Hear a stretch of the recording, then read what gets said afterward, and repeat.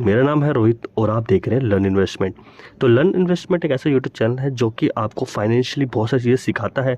मेरे यहाँ पे कोई रिकमेंडेशन नहीं होती बाय और सेल के लिए, बस आपको लर्निंग के लिए कि कैसे किसी स्टॉक को पिक करना चाहिए, कैसे कोई आपको बेवकूफ़ ना बना सके और कैसे किसी स्टॉक के अंदर कैसे हाई वॉल्यूम बन रही है, कैसे उसमें FIDS की एंट्रीज हो रही हैं, ये सारी चीज़ें आपको सिखाता है। तो इसी वीडियो सीरीज़ में आज हम चलते हैं और जानने की कोशिश करते हैं एक और स्टॉक के बारे में जिसका नाम है आदित्य बिरला कैपिटल फाइनेंशियल, जो कि आपको पता होगा कि फाइनेंशियल रिलेटेड स्टॉक है।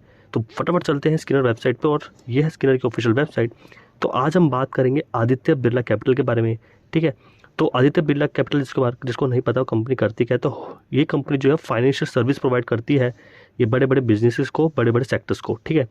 तो फटाफट चलते हैं स्टॉक के बारे में जानते हैं। तो 30,000 करोड़ की यहाँ पे कंपनी का मार्केट कैप है, यानी कि एक लार्ज कैप कंपनी है, यानी कि बहुत बड़ी कंपनी है।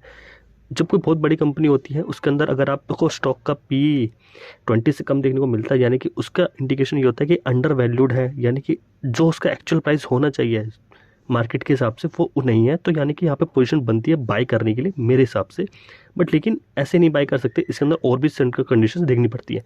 स्टॉक के मार्केट कैप की अगर बात करेंगे तो मार्केट कैप हमने देख लिया 30,000 करोड़ प्लस का मार्केट कैप है। स्टॉक का करंट प्राइस अगर आप बात करेंगे जो मार्केट में ट्रेड कर रहा है वो 27 रुपीज़ का 127 रुपीज़ का ट्रेड कर रहा है। स्टॉक की बुक वैल्यू की बात करेंगे तो 67.17 का बुक वैल्यूज़ है और अपने बुक वैल्यू से कंपनी का जो स्टॉक का प्राइस है वो काफ़ी ज़्यादा ऊपर ट्रेड पे कर रहा है, यानी कि ऑलमोस्ट आप कह सकते हो 2 टाइम्स पे ट्रेड कर रहा है। तो यहाँ पे हमने देख लिया है कि कैसे इसके अंदर मार्केट का प्राइस चल रहा है। डिविडेंड कंपनी कोई अभी तक कोई प्रोवाइड नहीं करती है, क्योंकि अभी कंपनी एक तरीके से स्टैब्लिश हुई है, तो मेरे को नहीं लगता अभी कंपनी को डिविडेंड दे दिया और आने वाले टाइम पे शायद देगी कि नहीं देगी, अभी तक इसकी कोई भी ऑफिशियल स्टेटमेंट नहीं है हमारे पास। बात करते हैं प्रॉफिट एंड लॉस की। तो प्रॉफिट एंड लॉस में अगर आप देखेंगे 2015 में कंपनी ने सेल्स करी थी 2,700 करोड़ की, जिसमें कंपनी ने अपना जो नेट प्रॉफिट बनाया था 309 करोड़ का बनाया था, ठीक है। तो ये बहुत ही अच्छा प्रॉफिट था, वो कंपनी का 2015 का प्रॉफिट था, ठीक है। कंपनी ने उस टाइम पे जो मार्जिन लेती थी वो 63% का मार्जिन लेती थी। यही प्रॉफिट और यही सेल्स को कंपनी ने हमेशा कंटिन्यू कॉन्स्टेंटली इंक्रीज किया। अगर आप देखेंगे कंसिस्टेंसी देखेंगे मार्केट में कंपनी की सेल्स देखेंगे 3,600 करोड़, 5,800 करोड़, 11,500 करोड़, 15,100 करोड़, 16,000, 19,000, 22,000। तो यानी कंपनी ने कभी भी अपनी सेल्स, या कोविड तक का टाइम हुआ हो, देखिए कोविड में सबको फाइनेंशियल प्रॉब्लम हुई, बट लेकिन आदित्य बिरला एक इतनी स्ट्रॉन्ग कंपनी है, इतनी बढ़िया बेहतरीन कंपनी है, यहाँ पे इसको कोई भी सेल्स से रिलेटेड कोई इशू नहीं हुआ। इसने हमेशा ही एक बहुत ही अच्छे तरीके से यहाँ पे सेल्स दी है, ठीक है। अगर आप बात करेंगे पिछले 12 महीने में कंपनी ने 24,000 करोड़ की ऑलमोस्ट सेल करी है, ठीक है। 24,700 करोड़ की यहाँ पे सेल्स करी, जिसमें नेट प्रॉफिट जो बनाया है all time high almost 2,000 crore का यहाँ पे नेट प्रॉफिट कंपनी ने जनरेट करा है। तो यहाँ पे अगर बात करेंगे, यहाँ पे अगर आप देखेंगे मार्जिन 25% का जो कि कम था, बट फिर भी कंपनी ने अपना नेट प्रॉफिट बहुत ही बेहतरीन यहाँ बनाया है। तो हमें लगता है कंपनी बहुत ही स्ट्रॉन्ग है, बहुत ही, क्योंकि जो कंपनी कोविड में भी अपनी सेल्स को कम ना करी हो और उसमें भी कंपनी ने अपनी सेल्स डबल कर दी हो, तो वो कंपनी हर कंडीशन में खड़ी होने के लिए पूरी पूरी पॉसिबिलिटी रखती है। तो यहाँ पे हमें ये बहुत ही स्ट्रॉन्ग मूवमेंट यहाँ पे फाइनेंशियली बहुत स्ट्रॉन्ग दिखती है। बात करते हैं और चीज़ की कंपनी के पास की कितना पैसा उसके अकाउंट में आज के टाइम पे पड़ा है। तो बात करते हैं रिजर्व की, तो कंपनी के पास ऑलमोस्ट 14,000 करोड़ रुपए उसके पास पड़ा हुआ सितंबर क्वार्टर के हिसाब से, जो कि यहाँ पे दिखाता है। बात करते हैं बोरिंग कंपनी में और कर्जा कितना है, तो 70,000 करोड़ का कंपनी के पास कर्जा है, ठीक है। तो कर्जे में अगर हम बात करें तो 70,000 का कर्जा मेरे हिसाब से बड़ा नहीं दिखाई देता। वो क्यों? क्योंकि कंपनी की जो सेल्स है वो बहुत अच्छी है। मुझे लगता है आने वाले टाइम पे कंपनी इस कर्जे को काफ़ी हद तक कम करके और काफ़ी हद तक रिजर्व बढ़ा के और बहुत ही अच्छी मार्केट के अंदर पोजीशन बना सकती है। हम यहाँ बात कर रहे हैं फ्यूचर की, ना कि 6 महीने 8 महीने की, ठीक है। फ्यूचर यानी कि 2 साल 4 साल की हम बात कर रहे हैं। बात करते हैं शेयर होल्डिंग पैटर्न्स की। शेयर होल्डिंग पैटर्न्स अगर आप देखेंगे 2019 में कंपनी के पास 74% की होल्डिंग्स थी। 2020 में आगे कंपनी अपनी शेयर होल्डिंग पैटर्न ऑलमोस्ट 3% से यहाँ पे कम कर दी, बट लेकिन पिछले अगर आप साल में देखेंगे, पिछले साल 1.5 साल के अंदर कंपनी ने अपनी पोजीशन को यहाँ पे बढ़ाया है, यानी खुद ही अपने स्टॉक को यहाँ पे बाई किया है, ठीक है। पहले आप देखेंगे 71.03%, 71.07, 71.06, यानी कि ऑलमोस्ट सेम ही, बट लेकिन कंपनी ने अपने जो प्रोमोटर्स की होल्डिंग्स है, यानी कि अपनी होल्डिंग्स को, यानी कि अपने स्टॉक्स को खुद खरीदा है। तो यानी कि एक इंडिकेशन देखने को मिलता है कि इसमें अच्छी बाइंग यहाँ पे बन सकती है। बात करते हैं फॉरेन इन्वेस्टर्स, यानी कि हमारे इंटरनेशनल इन्वेस्टर्स ने सितंबर क्वार्टर में यहाँ पे ऑलमोस्ट अगर आप देखेंगे तो यहाँ पे 4% से प्लस की हिस्सेदारी यहाँ पे बढ़ाई है। यानी कि 4% यहाँ पे आप देखेंगे तो इंक्रीमेंट यहाँ पे देखने को मिलता है एफआईज में। डीआईज में यहाँ पे थोड़ा उल्टा होता है, डीआईज ने यहाँ पे अपनी हिस्सेदारी कम करी है, पिछले काफ़ी टाइम से कम करते हुए आ रहे हैं। पब्लिक इन्वेस्टर्स की हिस्सेदारी भी काफ़ी हद तक कांस्टेंट मुझे देखने को मिलती है। तो यहाँ पे जो रिटेल इन्वेस्टर्स हैं वो काफ़ी हद तक यहाँ पे कम देखने को मिलते हैं।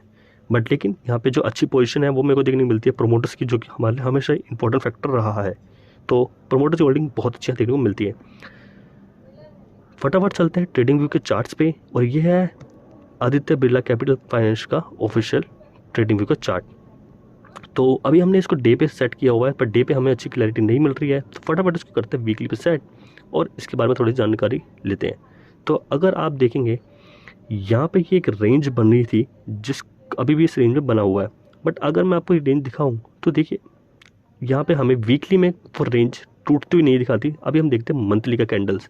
तो अभी हमने कर लिया इसको मंथली पे सेट, और अगर आपने मेरी पुरानी वीडियोस देखी हैं तो मैंने आपको उसमें भी बहुत सारी चीज़ें सिखाई हैं कि कैसे किसी स्टॉक को पिक करना चाहिए। तो अगर आप देखेंगे कि ये जो लाइन है, ये जो कितना अच्छी यहाँ पे देखिए कितना जो सपोर्ट एक्ट किया, 2 महीने तक यहाँ पे सपोर्ट रहा, यहाँ पे एक बड़ी सी बिग वॉल्यूम बनी और इस सपोर्ट को तोड़ा। तोड़ने के बाद मार्केट नीचे आया 2020 के कोविड के टाइम तक, जहाँ पे आगे 40 रुपये पे। फिर यहाँ पे एक अच्छा यहाँ पे रेजिस्टेंस क्रिएट हो रहा है। यहाँ पे देखिए ये तोड़ने की कोशिश करी, काफ़ी हद तक हुआ, 1 2 3 अटैम्प्ट हुए, 4 अटैम्प्ट, 5वां अटैम्प्ट ये बनने जा रहा है। तो यहाँ पे हमें 5वें अटैम्प्ट पे हमें कुछ देखने को मिलता है। वो क्या चीज़ देखने को मिलती है? वो देखने को मिलता है कप विथ हेडन पैटर्न। तो आप देखेंगे कप, ये बना एक हैंडल और ये बना एक और हैंडल। देखिए आज ही इस स्टॉक को, मतलब इस स्टॉक को मैं क्यों लेकर आया हूँ, आज ही क्या रीज़न है, क्योंकि देखिए जब भी कप विथ हेडर पैटर्न बनता है तो 50% जो हैंडल का है, यानी कि जो कप का जो 50% जो डेप्थ है वो कवर हो जानी चाहिए हैंडल के अंदर। तो यहाँ पे जो 50% जो डेप्थ है वो कवर हो रही है, तो इसका मतलब है कि ये जो परफेक्ट हैंडल क्रिएट यहाँ पे हुआ है। और स्टॉक के अंदर जो मार्केट की जो सेल्स क्रिएट हो रही है स्टॉक की, वो बहुत ही अच्छी सेल्स क्रिएट हो रही हैं, एक पॉजिटिव इम्पैक्ट दे रही है लोगों के अंदर। तो लोग जो हैं, यानी कि जो प्रोमोटर्स हैं, जो बेसिकली प्रोमोटर्स कह सकते हो या जो इन्वेस्टर्स हैं, बहुत ही अच्छी इसमें बाइंग करने के लिए आगे बढ़ रहे हैं। तो जो इन्वेस्टर्स इसमें बाइंग करेंगे तो मुझे लगता है कि आने वाले 1 महीने या 1.5 महीने के अंदर ये इसके ऊपर क्लोजिंग देगा और हमें एक बड़े टारगेट हम देखने को मिल सकते हैं एक लॉन्ग टर्म के अंदर। ठीक है, तो फटाफट हम बात कर लेते हैं क्या हमारे टारगेट रहेंगे। अगर मैं प्राइस रेंज को अगर सेलेक्ट करूँ, यहाँ से अगर डेप्थ से लेके हम टॉप पे लगाएं तो ये है 253% की डेप्थ। और अगर हम अपने टारगेट सेट करें करंट प्राइस पे आकर, देखिए मेरे को लगता है कि मैं इस पर बाय करना चाहूँगा तो मैं इस लेवल बाय करूँगा 132 पे, 132 रुपये पर हम इसे बाय करेंगे, क्योंकि हमें नहीं पता इसके ऊपर जाएगा कि इसके ऊपर थोड़ा सा नीचे भी आ सकता है। ठीक है, तो यहाँ अगर हम बाय करेंगे तो यहाँ हमें टारगेट मिलते हैं 71% का गेन, जो कि प्राइस निकल के आता है 225। तो यहाँ पे हमें मिलता है बहुत ही अच्छा टारगेट। और अगर आप करंट प्राइस पे अगर बाय करते हैं तो करंट प्राइस से अगर हम बात करें तो करंट प्राइस से हमें मिलता है यहाँ तक का टारगेट, ऑलमोस्ट 77% का टारगेट अगर आप बाय करते हैं 127 रुपीज़ के प्राइस पे। तो यहाँ पे अगर आप देखेंगे ये बना कप, ये बना हैंडल, ये बना एक और हैंडल, जो कि perfect cup with handle pattern जिसको कहते हैं वो बना है। और यहाँ पे हम इसको इस पोजीशन पर बाय कर सकते हैं और हमारे टारगेट होंगे ये, यानी कि 225 रुपीज़ के टारगेट हमारे हो सकते हैं। तो ऐसे किसी स्टॉक को पिक किया जाता है, ऐसे इसमें कप विथ हेडर पैटर्न्स में फाइंड किया जाता है, या अलग अलग टाइप के पैटर्न फाइंड किए जाते हैं। ये पैटर्न तब बनते हैं जब मार्केट के अंदर सेल्स अच्छी बनती है, पोजीशन अच्छी बनती है, तो शॉर्ट टर्म पे हम एज ए टारगेट को अचीव कर सकते हैं और हमारे टारगेट को अचीव करके हम स्टॉक को सेल करके अच्छा प्रॉफिट जनरेट कर सकते हैं। तो ऐसे ही हम सीख सकते हैं अदर स्टॉक्स के बारे में। अगर आपको और वीडियो सीखनी है प्लीज़ कमेंट कीजिए, मैं आपको और भी स्टॉक्स के ऊपर ऐसी वीडियो बना के दूंगा। Thank you all.